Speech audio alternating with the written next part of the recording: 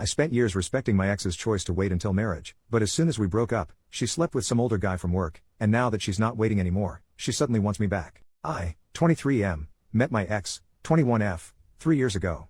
We lived on campus at uni in different halls of residence. After a few months, we got together and for the most part had a very happy relationship. There was always one issue though.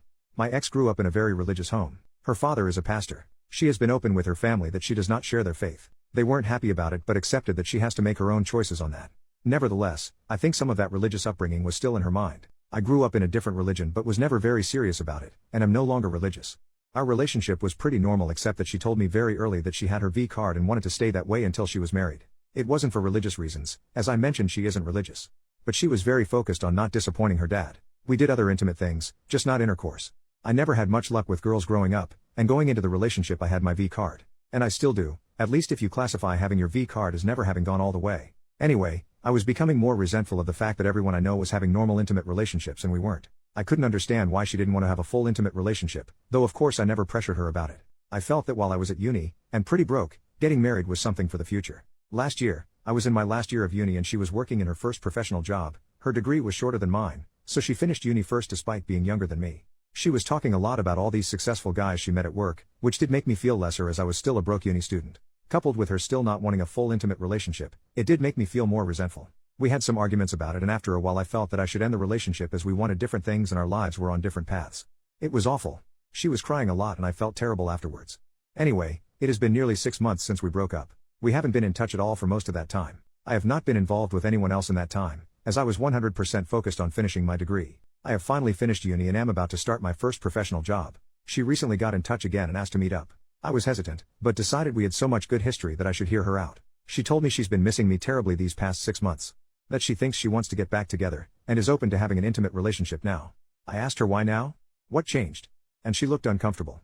After a little prying, she said she had a short-term fling with one of the older guys at work while we were broken up. Which of course was fine as she wasn't my girlfriend anymore. Anyway, she said he persisted with her until she started being intimate with him. She ended it with him recently. She was clear that it was consensual, but that the guy was very persistent with pursuing sex with her. I was gutted. I couldn't understand why she'd make me wait all those years, but was fine doing it with some new guy she'd only been seeing a short time. I asked if the reason she was open to having an intimate relationship now is because she doesn't have her V card anymore. She said yes. I asked her to give me some space to process all this. I'm conflicted and would love some advice on this. I have missed her a lot and still have strong feelings for her, but at the same time it feels like I was strung along for years. It's hard to put my finger on why I don't want to take her back. Everything logically makes sense for us to get back together. I'd even get to finally have an intimate relationship with her. But I feel awful about this whole thing and don't want to ignore those feelings. Update, 8 days later, hello again. I appreciate people taking the time to comment on my last post. The response was a lot more than I expected with over 2,000 comments. I'm amazed so many people wanted to comment about my situation. Thank you. Warning, this post is long. I have kept a daily journal since I was 16. A lot of what follows is dumps from my journal. Yes, I know I'm not concise. I'm going to refer to my ex as Ellie, not her real name. I'd like to write a bit about the comments because so many people took the time to provide their thoughts and I appreciate that. The majority of comments were some variation of move on. A clean break. A strong recommendation with a lot to recommend it. A minority said give her a chance and see how it goes. Plenty calling me a jerk for ending it because I wanted sex in our relationship, or for being obsessed with her virginity. That I dumped her because she wouldn't put out. And quite a few saying my breaking up with her made her feel like sex is necessary to keep a guy and that it drove her heartbroken into the next guy's bed. There were a few she's pregnant comments. Not that I know of, it's not impossible but if that happens it won't be anything to do with me. The dude saying I should screw her and leave her, or worse, seriously some of you guys need a hug, or a psychologist. No. I would never use her like that, no matter our past. Ellie and I were a loving couple for years. That counts for something even after we broke up. Feeling hurt doesn't justify using her, or anyone else for that matter. As for comments that I have some hang up about taking her virginity, my issue when together was that we weren't having sex in our relationship, not whether she was a virgin or not. Her being a virgin was her reason for being abstinent, but wasn't directly an issue either way to me. If she hadn't been a virgin and wanted to be abstinent I would have been in the same situation. The title of my last post was not great really. I broke up because we were not having sex, not because she was a virgin. Bear in mind, for 3 years Ellie had everything she wanted from our relationship. Boyfriend, love, affection, loyalty, support, and a guy who respected her wishes to be abstinent. While she got 100% of what she wanted, for me there was a big element missing. And there was no way to reconcile that. Either we were having sex or not having it. Sex requires both to say yes and that wasn't going to happen. With hindsight I should have ended the relationship early on, when Ellie first told me she wanted to not have sex until marriage. When we got together I was a naive 19-year-old who had never had a girlfriend before so I kind of went along with things because I really liked her and got along with her so well. I fell in love with her and then kind of felt stuck in a relationship that wasn't what I wanted. I've learned from this and won't make that mistake in the future. I want to make active, not passive choices in future relationships. To not just go along with things because that's what the other person wants. Our views about sex in our relationship were not compatible, so I ended the relationship rather than waiting any longer hoping she'd change her mind. It was scary to take that step and I put it off for way too long, because I didn't want to hurt her. But I couldn't stay in the relationship just for her, I had to also consider myself too. My mistake was waiting so long to get to that point. I regret that as it caused her more hurt than if I'd ended it early on. Many of you say that sex just isn't that important. But for me it is, at least as part of a relationship. You can disagree. That's fine. Some people are fine being in no sex relationships. No judgment from me, but that's not what I want. Some people took issue with me saying I felt she strung me along. On reflection, that's fair. Ellie was clear to me about wanting to not have sex until marriage. I foolishly stayed way too long hoping she'd change her mind one day. She didn't. That was my mistake. I strung myself along really. She never led me on in any way. It hurt to learn that she had sex with the next guy relatively quickly after I waited so long. But she is my ex, so that is not my business anymore. She is allowed to change her mind. She can have sex, or not, with whoever she chooses. I don't get a say in that. My hurt is an emotional response, not a logical one. Logically I see she did nothing wrong by me, I'll get over it. It's just my bruised ego if I'm honest with myself. Feeling I'm somehow a lesser man because she took that step with the next guy. I know objectively that isn't true, but I sure feel it. I was not a perfect boyfriend and I have made mistakes. I have learned from them. I don't regret breaking up with Ellie and still think it was the right decision for me. Enough background. A few things have happened. Last weekend was the Australia Day long weekend. I was on a camping trip, in the Grampians for any Aussies reading. It was so nice to be in nature, to do some bushwalks with friends and decompress. It felt good to talk about the Ellie situation with my mates around the campfire. Most of them knew Ellie pretty well from our years together and they had a range of views, just like the commenters on my post. And I got the usual good-natured crap about still being a virgin. I learned there's an expensive bottle of scotch they bought a while ago that's going to have its seal cracked when mine is. Bastards lol. One great question a friend asked was whether I would have ever decided to reach out and take Ellie back if she never reached out to me first. The answer is no. It was so obvious to me. That cut through a lot of the confusion for me. I was being too passive in this situation, and needed to do what I wanted. Not just react to what Ellie wanted. By the time I was on the way home, I had decided to not get back together with her. But that was moot. When I was driving home and got a mobile signal again, no mobile network where we had camped, the network delivered a bunch of messages from Ellie all at once. She said she was wrong to ask me to get back together, and that she's back with Tim, fake name, now. She also texted that the thing with Tim is more serious than she told me when she last met with me. She apologized for misleading me about her and Tim's relationship. If you remember, she called it a fling before. She asked if we could meet to talk about it. I was not happy, so I just texted back no. Not very mature of me, but I wasn't in the mood to hear more about all this. And I was surprised and pissed off that she lied to me. That seemed very out of character for her. She tried calling me but I didn't want to answer. She sent another text saying Tim and I had a fight. I shouldn't have come to you. And finally, I'm sorry. When I got home, I was an idiot and let my curiosity get the better of me. I looked up Tim online. His real given name is uncommon, so it wasn't hard to find. Found him on LinkedIn, which gave me his full name. Ellie is one of his connections and he works at the same firm, so I was confident it's him. He's a director at their firm, one level below partner. He also has pics on Insta. Lots of posts about his adventures around the world at various events and exotic places, as well as shots with an expensive looking car. A few photos of him with Ellie with their arms around each other in Singapore in November. I guess that confirms it was serious. He wouldn't have public pics with her for a casual fling. All that just made me feel bad. No good comes from comparing myself to my ex's successful boyfriend. Ellie is not my girlfriend and I'm not in competition with Tim. So I won't do that again. My ego's bruised enough already.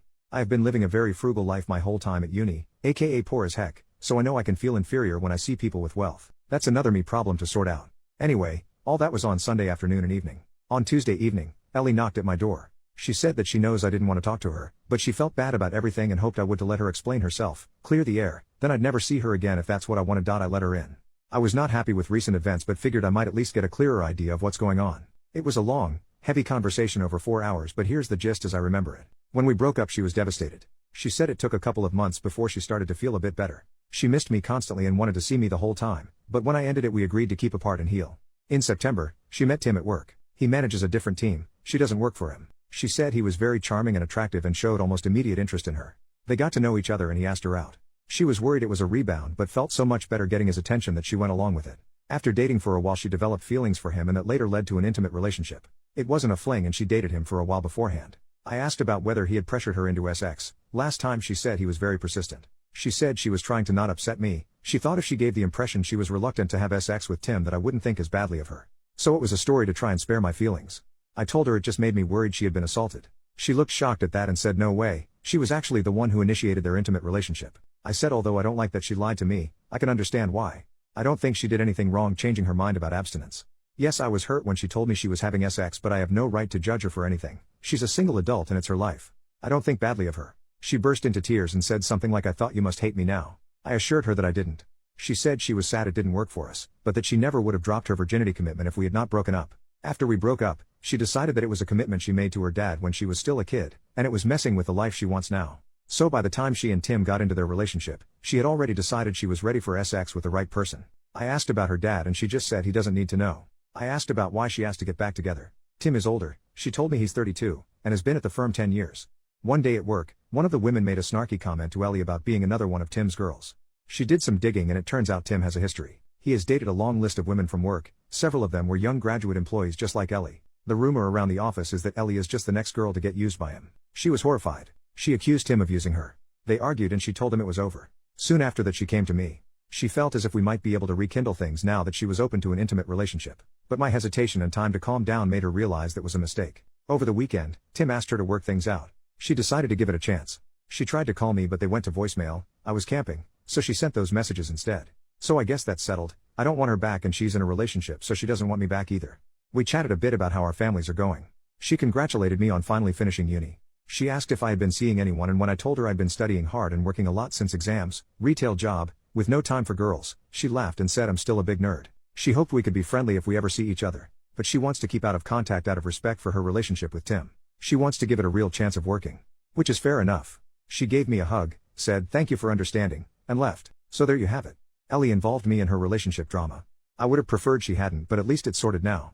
I'm glad I paid attention to my feelings and took time out to consider things, as it could have been very messy if I had taken her back. Trusting my gut has been the biggest lesson for me in all this. I still care for her despite recent events. It seems like she is dealing with a lot of complicated things between her new relationship and work gossip. I wish her well and hope she will be happy, whether it's with Tim or not. She was my first love and I expect I'll always have warm memories of her. But I am clear now that I don't want her back. She is my past and I want to look forward. Well, this has become an essay. Tutors at uni always told me I was too waffly in my writing. Well, screw those guys, I'm not a student anymore. I can now focus on launching my new career with no distractions. I've worked so hard for so long to get here. My new job starts on Monday. It's going to be so great building actual real experience my new profession, not just endless theory. I'll be earning much better money, no more student poverty, and I've got graduation in May to look forward to as well. I'm open to finding someone new but that is way down my priority list. I'm not going to actively pursue that anytime soon. Cheers everyone for your comments and advice. Edit, the next day, okay, you've convinced me. Today I blocked Ellie on everything. Since we agreed not to be in touch again, that shouldn't matter, but if she doesn't stick to that agreement, for example if she and Tim split or fight again, then it won't be easy for her to contact me again. I thought it was a petty thing to block someone, but in this case you've convinced me that it's a way to take control of the situation. With luck I won't hear from her again, and if I do, like if she knocks on the door, I'll remind her of our agreement and shut her off. Time to stop being passive and take charge of my life, a life Ellie will not be part of. Second update, 5 months later, bumped into Ellie again. My old throwaway got blocked so I had to make this new one. I learned a lot through that experience and believe that I'm a little less naive than I was. Many of you said I would see Ellie, now 22F, again.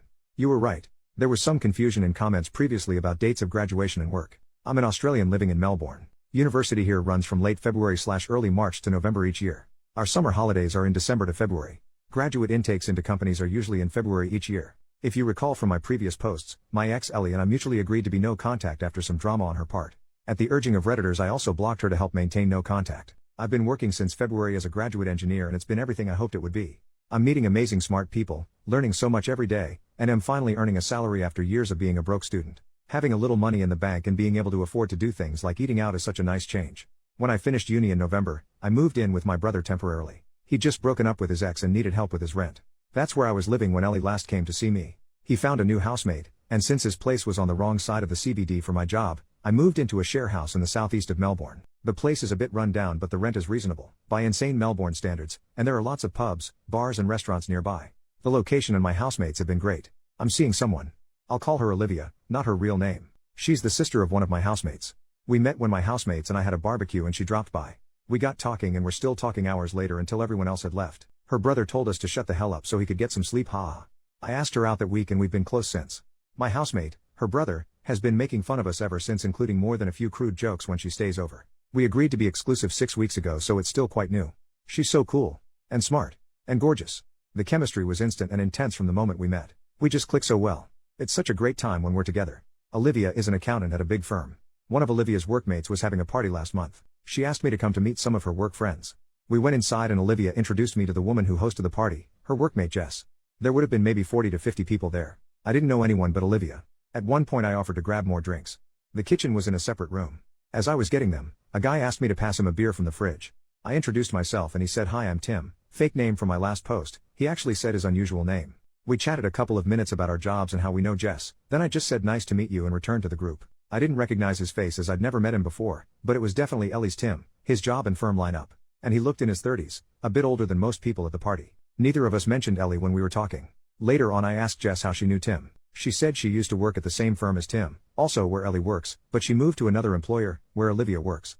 Despite living in a city of 5 million, it's still a small world. On the tram ride home I must have been quiet because Olivia asked what was on my mind. I said that Tim guy at the party was, or maybe still is, my ex's boyfriend. I said I didn't think he knew who I was, or if he did he didn't say anything. That prompted me to share some history about me and Ellie. Olivia was wide-eyed and said, "You never told me you were a virgin." Then she laughed and said, "Well, we took care of that." She asked if I had any feelings for Ellie and I truthfully said no. I dealt with all that months ago. More recently, there was a formal charity dinner that Olivia was asked to support. Her employer was a sponsor of the event. She was keen to show me off. We were at a table with a bunch of her work colleagues. Nice people. One of her work friends was so excited to meet you, me, and Olivia can't stop talking about you. That made me feel really good. After dinner a few of us were chatting and I got a tap on the shoulder. I turned around and to my surprise it was Ellie. Tim was with her. It was so weird to see her again. Tim said he remembered meeting me at that party but never made the connection to Ellie until just now.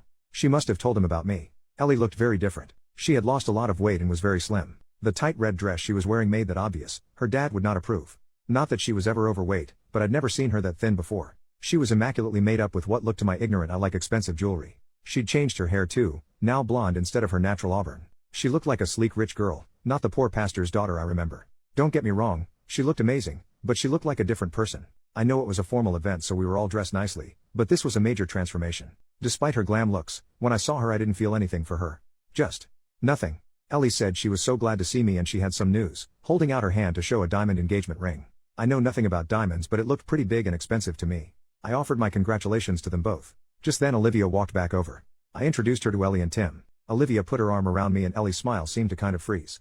I didn't really know what else to say, so I just said nice to see you again and wished them all the best for the wedding. Tim walked off and Ellie just sort of stood there a moment. It was awkward. Later on, as we were leaving, Ellie was staring at us as we walked out. Olivia said later that I think she still has a thing for you. I said it doesn't matter. Anyway, cut to a few days ago. My brother messaged me saying Ellie stopped by looking for me. Yes, Reddit, you were right. He knew to not share my new address with her, so all he said is I'd moved out. Next day I received an email from an address I hadn't seen before. It was Ellie. No acknowledgement that she was breaking our agreement to be no contact. No mention she stopped by my old place. It said it was so great to see you again, I've missed you and that girl you were with is pretty, how serious is it? And telling me she and Tim have big plans for their wedding next year and she hopes I can come. I was annoyed because she is trying to make her life my business. Again. Despite promising no contact. Even going to the trouble to make a new email address to get around me blocking her. I showed Olivia the email and she rolled her eyes and asked me to think about why my ex would send me that. Why indeed. Olivia is great at cutting through bullshit and reads people way better than I do. Ellie can't have me back. I'm in a relationship now plus she's engaged, and it's not like I would go to their wedding. Who goes to their ex's wedding? It wouldn't be right. I don't know why she's trying to contact me, but I can guess that she wants to use me for emotional support again.